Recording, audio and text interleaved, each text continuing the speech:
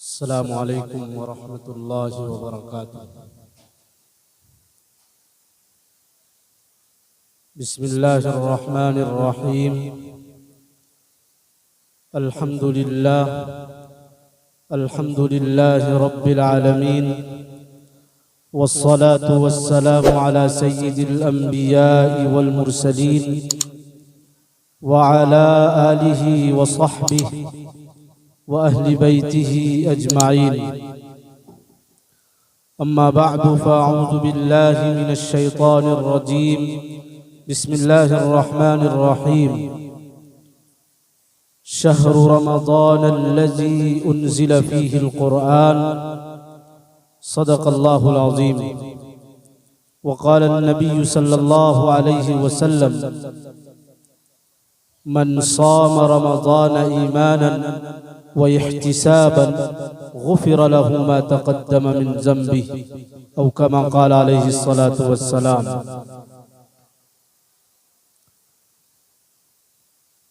आज के इस अज़ीमुश्शान प्रोग्राम के सदर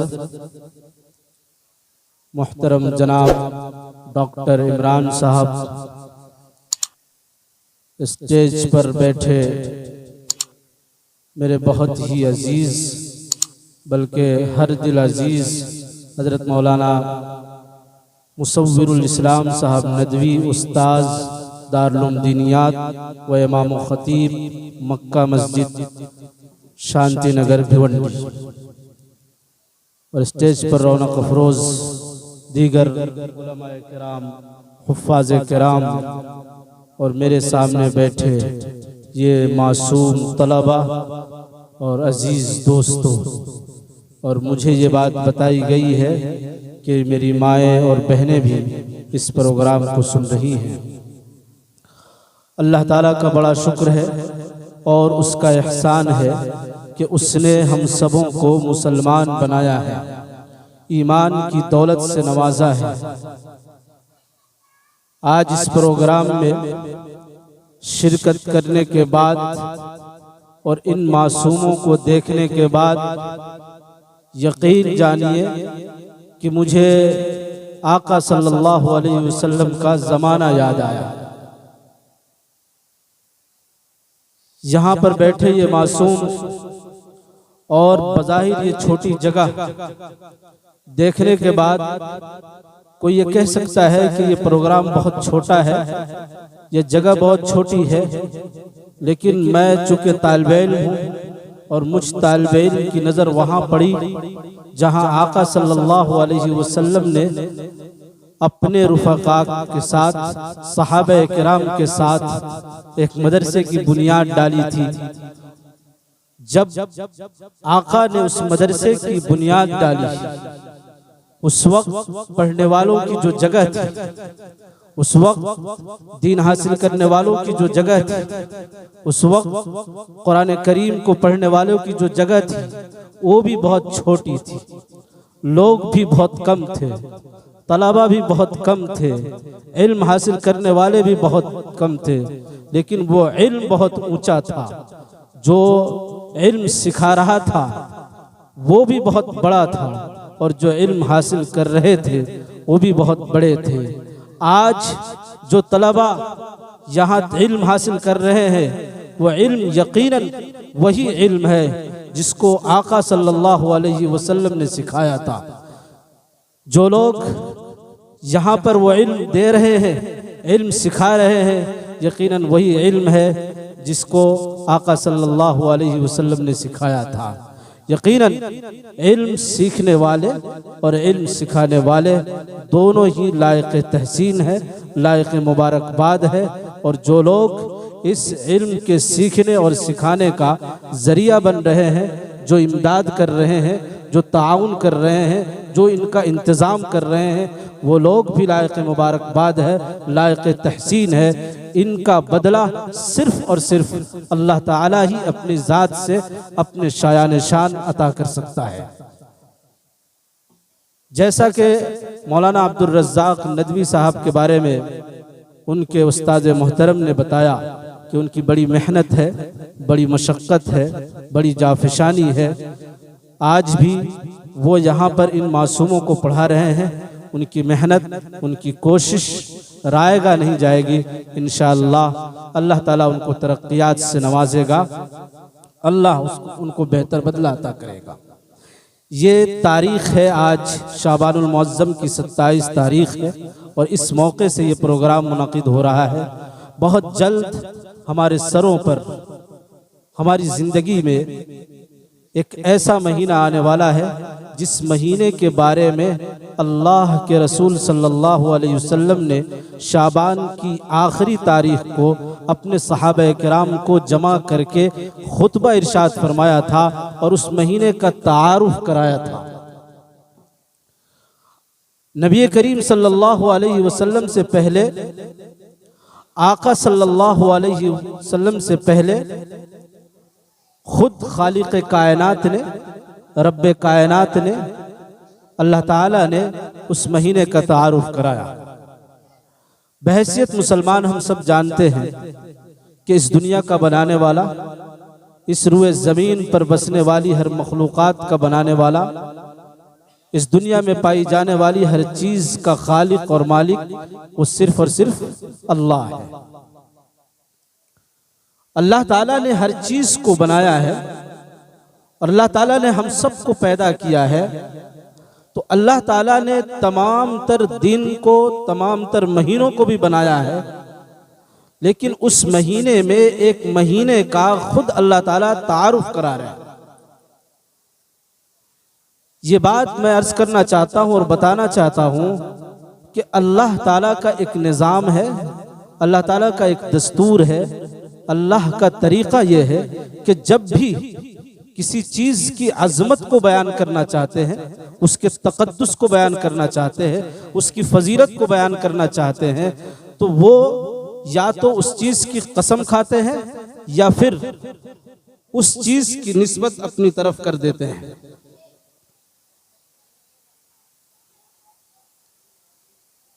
जैसे मस्जिद, सारी मसाजिद जो है अल्लाह की है, इसी तरह सारे महीने अल्लाह के हैं। बहुत सारी किताबें अल्लाह की तरफ से नाजिल की गई, लेकिन मसाजिद में से बैतुल्लाह को अपना घर करार दिया, बैतुल्लाह की निस्बत अपनी तरफ करके बैतुल्लाह की अज़मत को बयान किया, उसके तक़द्दुस को बयान किया। इसी तरह कुरान करीम को अपनी किताब और अपना कलाम कहकर अपनी तरफ निस्बत करके कुरान करीम की अज़मत और उसके तक़द्दुस को बयान किया।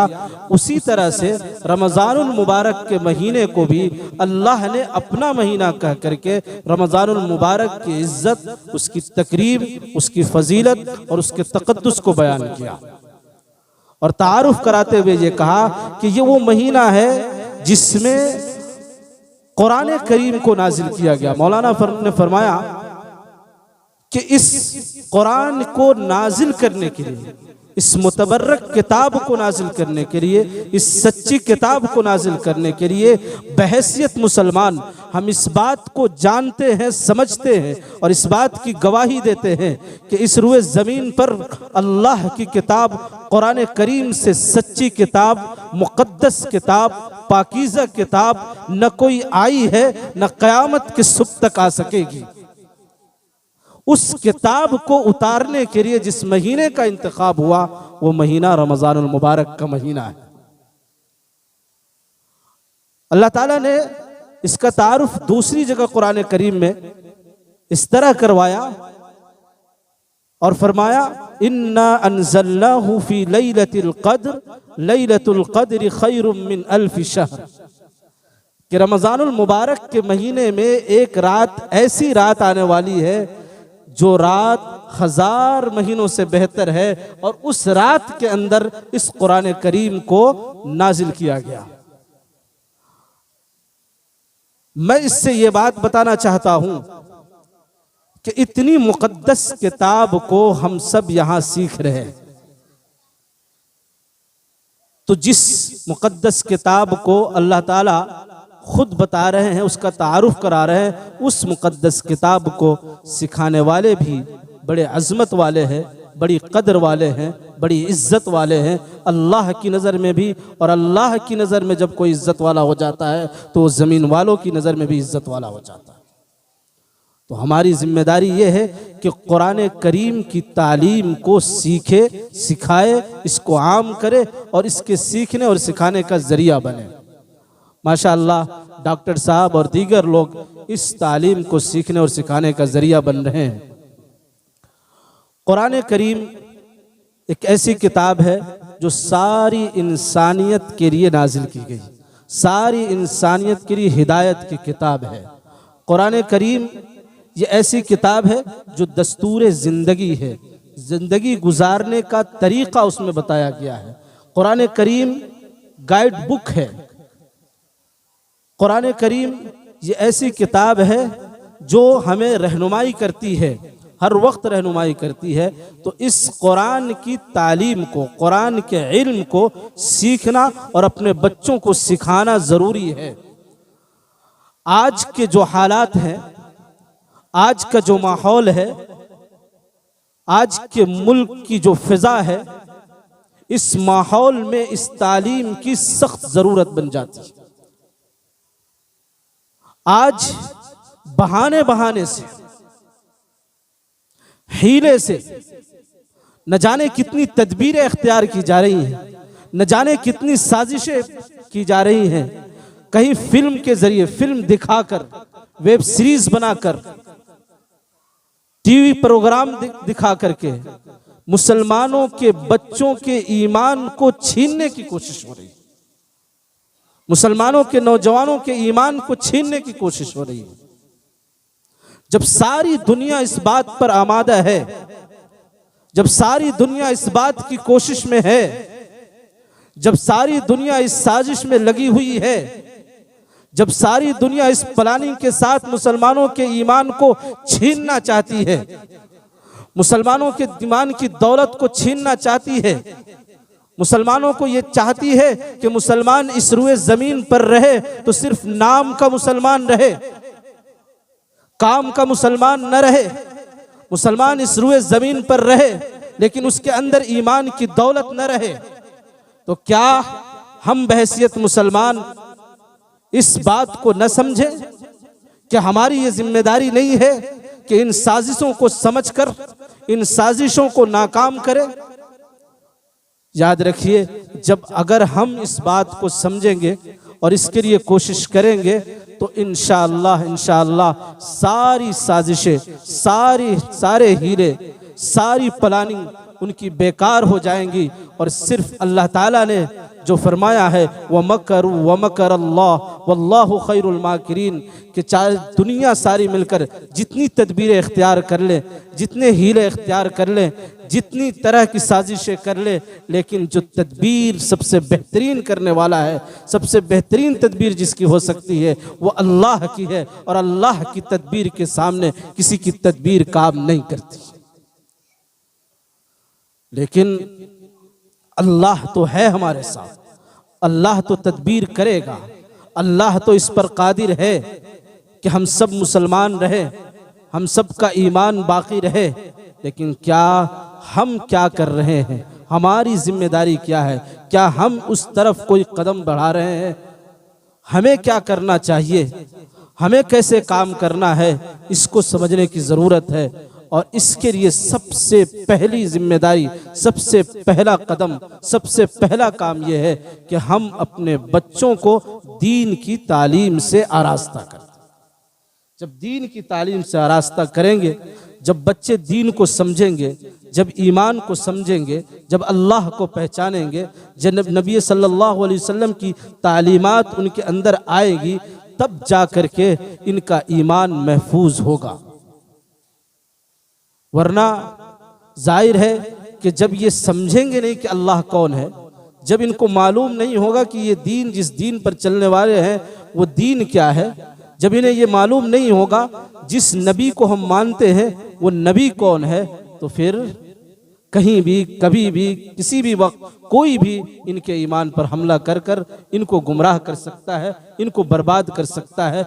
इसलिए ज़रूरी है कि दीन को समझें, और दीन समझने के लिए दीन की तालीम ज़रूरी है सिखाना। याद रखिए, मैं ये बात कहने की जसारत कर रहा हूँ, जुर्रत कर रहा हूँ कि इसमें बड़ी कमी आ रही है। लोग समझ नहीं रहे, लोग दुनिया की तालीम दे रहे हैं, अपने बच्चों की हर चीज की फिक्र कर रहे हैं।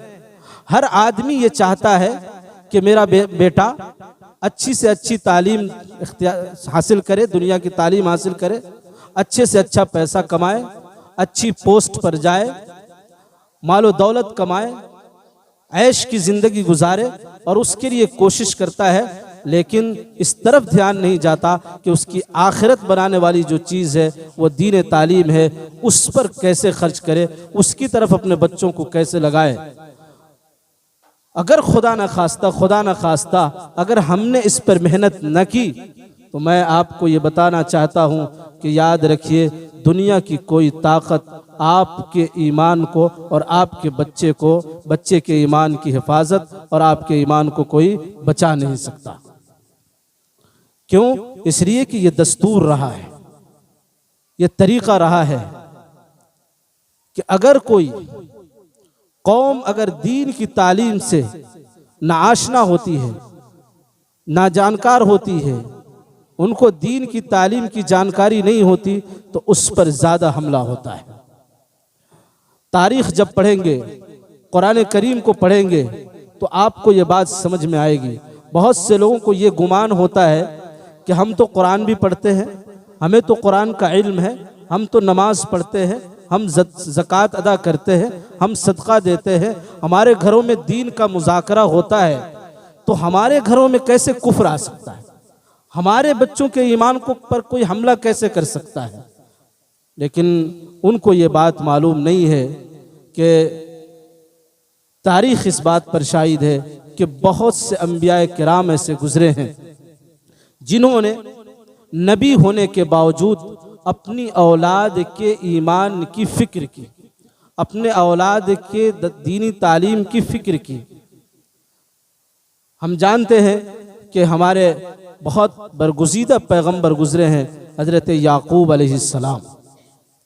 पहले पारे में आखिरी सफ़ा में ये पूरा मज़ामीन बयान किया गया है।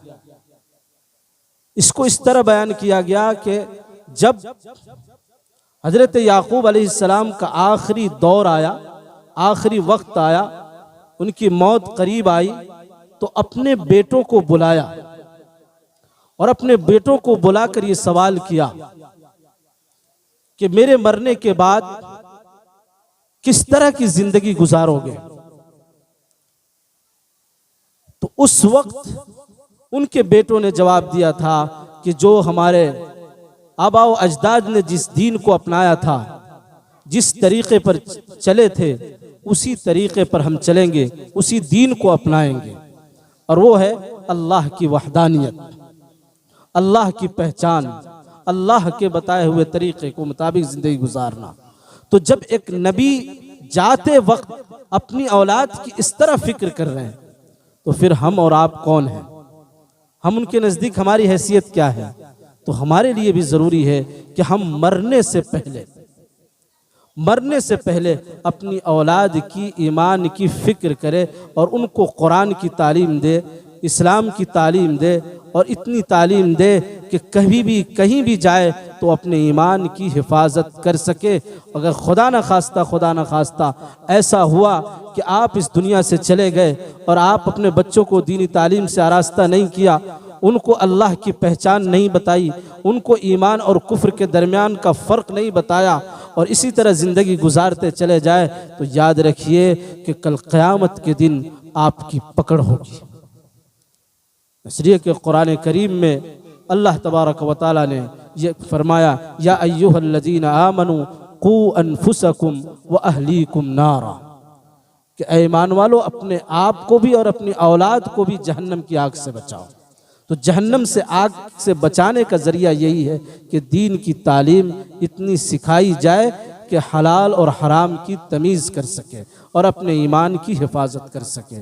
इस वक्त ख़ास तौर से हमारे लिए ज़रूरी है कि हम अपने ईमान की हिफाजत की फ़िक्र करें। ये ईमान के ताल्लुक़ से बात हो गई। और जो महीना आ रहा है जो हमारे सरों पर है, इंशाअल्लाह उम्मीद है कि अल्लाह की ज़ात से कि अल्लाह वो मुबारक महीना हमारी ज़िंदगी में अता करेगा इंशाअल्लाह। जब हमारी ज़िंदगी में वो महीना आएगा तो उसमें करना क्या है? सबसे पहले इस बात को याद रखिए, इसकी अहमियत को समझिए कि ये महीना नेकी का महीना है, ये इबादत का महीना है, ये अल्लाह की रहमत, अल्लाह की बरकत, अल्लाह की बख्शिश का महीना है। ये वो महीना है जिसको नेकियों का मौसम बहार कहा जाता है। ये वो महीना है जिसको सब्र का महीना कहा जाता है। ये वो महीना है जिसको गमखारी का महीना कहा जाता है। ये वो महीना है जिसको गमगुसारी का महीना कहा जाता है। ये वो महीना है जिसको सदका खैरात का महीना कहा जाता है। ये वो महीना है जो बख्शिश का महीना है। ये वो महीना है जिसमें अपने आप को जन्नत की बशारत का हकदार बनाने का महीना है। ये वो महीना है जब हम इस महीने के अंदर अपने अल्लाह से अपने आप की, अपने गुनाहों की बख्शिश करवा सके और जन्नत के हकदार ठहर सके, जहन्नम से छुटकारा हासिल करने वाले बन जाए। ये वो महीना है। इस महीने के बारे में अल्लाह के रसूल सल्लल्लाहु अलैहि वसल्लम ने इरशाद फरमाया कि ये वो महीना है, सब्र का महीना है, और सब्र का बदला जन्नत है। मैं आपसे ये बात कहना चाहता हूं कि सब्र का क्या मतलब है? सब्र किसे कहते हैं? सब्र जब हमारे ऊपर कोई मुसीबत आ जाए, कोई तकलीफ पहुंचे, उस तकलीफ को बर्दाश्त करने का एक मतलब सब्र है। लेकिन जब रमजानुल मुबारक का महीना हमारी जिंदगी में आता है तो उस वक्त सब्र का एक दूसरा पहलू आता है। सब्र एक नई शक्ल में हमारे सामने आता है। और वो कैसे? आप इसको जरा समझ लें। ये सब्र के बदले जन्नत है। वो किस तरह है कि रमजान का महीना है, इस वक्त बड़ी शिद्दत की गर्मी हो रही है, बहुत सख्त धूप निकल रही है। जब हम धूप से आते हैं, गर्मी की शिद्दत होती है, प्यास लगी होती है, और हमारे सामने प्यास के साथ हमारे सामने एक गिलास ठंडा पानी होता है। हमारा जी ये चाहता है कि उस गिलास के पानी को उठाए और हम पी लें। हमारी ख्वाहिश होती है। जिस वक्त ये ख्वाहिश होती है, जिस वक्त ये जरूरत होती है, उस वक्त उस गिलास के पानी को पीने की जरूरत महसूस हो, उस वक्त अपनी ख्वाहिश को रोक लेना, असल में ये सब्र है। और इसी सब्र का बदला जन्नत है। याद रखिए कि अगर रमजान के महीने में हम तन्हाई में ठहरे रहते हैं, कमरे में बंद होते हैं, और हमारी आंखों के सामने तरह तरह की चीजें खाने की होती है, लेकिन सिर्फ अल्लाह के डर से, इस डर से कि अल्लाह देख रहा है, रोजे से है, अगर रोजा टूट गया तो अल्लाह हमारे ऊपर अजाब नाजिल कर सकता है, अल्लाह हमारी पकड़ कर सकता है, उस डर से हम कोई चीज नहीं खाते और सब्र कर लेते हैं। वही सब्र, उसी सब्र का बदला जन्नत। तो हमारे लिए ये बहुत ही अहम मौका है कि हम सब्र करें और इस महीने को अच्छी तरह से गुजारें। एक बात यह है कि ये महीना जो है वो तरबियत का महीना है, ये ट्रेनिंग का महीना है। इसमें जब हम तरबियत करेंगे, अपने आप की तरबियत कर सकते हैं, अपनी ट्रेनिंग कर सकते हैं, अपने आप को सुधार सकते हैं। जो गुनाह हम पहले से करते आ रहे हैं उस पर कंट्रोल कर सकते हैं। आगे की जिंदगी शरीयत के मुताबिक गुजारने की आदत डाल सकते हैं। हम अपने अखलाक को सुधार सकते हैं। जो रोजा हम पर फर्ज किया गया है, रोजे का असल मकसद क्या है? तकवा हासिल करना है। और तकवे का क्या मतलब है? तकवे का मतलब यह है कि हमारे अंदर अल्लाह का डर, अल्लाह का खौफ पैदा हो जाए और हम शरीयत पर अमल करने वाले बन जाए। जिन चीज़ों से अल्लाह और उसके रसूल ने मना किया है उससे रुक जाए। जिन चीज़ों का हुक्म अल्लाह और उसके रसूल ने दिया है उसको करने वाले बन जाए। ये असल तकवा है। हमारे अखलाक जो बिगड़े हुए हैं उस अखलाक को हम संवार लें। एक हदीस है, बुखारी की हदीस है, अल्लाह के रसूल सल्लल्लाहु अलैहि वसल्लम ने इरशाद फरमाया, मन लम यदा क़ौल अज़्ज़ूर वल अमल बिही फलैसा लिल्लाहि हाजतुन अन यदा तआमहु व शराबा। कि रोज़ा रखने पर अल्लाह ने जो एक इनाम का वादा किया है, जो इकराम का वादा किया है, बख्शिश का वादा किया है, जब हम रोज़ा रखेंगे तो वो मिलेगा। लेकिन किस तरह रोज़ा रखना है, किस तरह रमज़ान गुजारना है? मन साम रमज़ान ईमानन व इहतिसाबन गुफिर लहू मा तक़द्दम मिन ज़ंबी। जब हम रमज़ान के रोज़े को ईमान और यकीन के साथ गुजारेंगे, रखेंगे, तब जाकर हमारे पिछले गुनाह माफ होंगे। ऐसा नहीं हो सकता कि हम रोज़ा रखें और दूसरे को गाली दें और हमारी बख्शिश हो जाए। ऐसा नहीं हो सकता कि हम रोज़ा रखें और गाना सुने और हमारी बख्शिश हो जाए। ऐसा नहीं हो सकता कि हम रोज़ा रखें और हम झूठ बोले और हमारी बख्शिश हो जाए। ऐसा नहीं हो सकता कि हम रोज़ा रखें और गेम खेलते रहे। ऐसा नहीं हो सकता कि हम रोज़ा रखें और रातों में लाइट के नीचे बैठकर गेम खेलते रहे, कैरम बोर्ड खेलते रहे, टाइम पास करते रहे, गीबत करते रहे। इन सब चीज़ों से जब हम बचेंगे तभी अल्लाह ताला इनाम और इकराम आपके साथ करेगा और आपके गुनाहों की बख्शिश करेगा। इसलिए हमारे लिए ज़रूरी है कि जिस तरह से अल्लाह और उसके रसूल ने रमज़ान को गुजारने का तरीक़ा बताया है, उस तरीक़े के मुताबिक हम रमज़ान गुजारें। इंशाअल्लाह उम्मीद है कि अल्लाह ताला हम सब को कहने सुनने से ज़्यादा अमल की तौफीक बख्शेगा। व आखिर दावाना अल्हम्दुलिल्लाहि रब्बिल आलमीन।